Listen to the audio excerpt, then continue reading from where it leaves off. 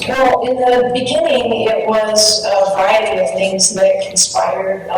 First and foremost was a denial that there was a problem, and politics coming into play when it should have been about protecting public health.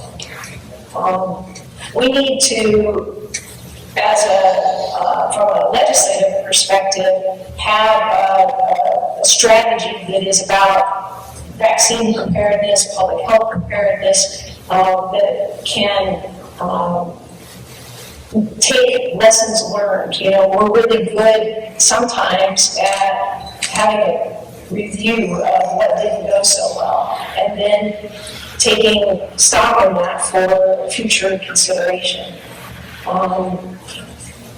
It should never become such a politicized issue. But for the life of me, I still never figured out how it is that we went from being a country that forever was understanding that there's sometimes things that we all do to help protect each other, and then there's other times where it's important to understand the different phase that we're in, and that you've got to respect different people's decisions about their own healthcare choices. But there seemed to be no ability to come to consensus on that because it became a politicized issue. All of a sudden, it was like a party feels this way, and therefore it's becoming something that we're going to fight about. And it's like it's a sign of the times that we're in. This polarization that I discussed a minute ago. It's what has kept us divided. When it used to just be basic stuff about keeping each other safe and understanding what we needed to do that.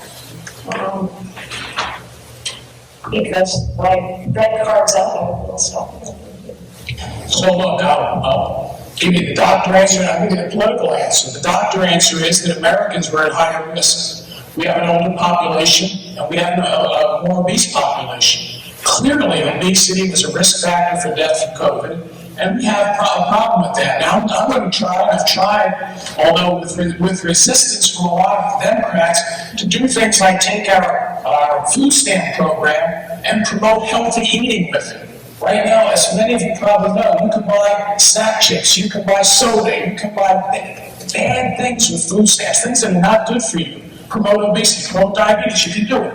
As a nation, so if you want to prevent this problem happening again, one thing you have to do is look at some of the cause effects. The other one is the decision to not treat high-risk people differently and much more protected than low-risk people. So what happened is in some states, they took the elderly who had COVID, and they were in nursing homes, took people recovering from COVID, still who could transmit COVID, put them back in the nursing homes. This doesn't end well. And the last thing is that our system is very good at treating diseases we know how to treat, but it proved it wasn't very good at treating diseases we don't know how to treat. What do I mean? For instance, ventilators were commonly used in the beginning. In fact, many of you remember that people said, we have a shortage of ventilators, we need more and more. It turns out ventilators weren't the right treatment for a lot of people, and a lot of people suffered.